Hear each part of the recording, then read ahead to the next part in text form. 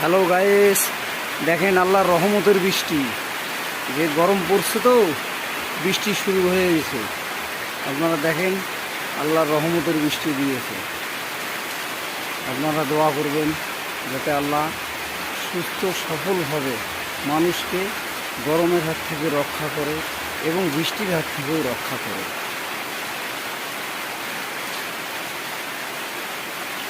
মুষলধারে বৃষ্টি পড়তেছে, সেই রকম বৃষ্টি।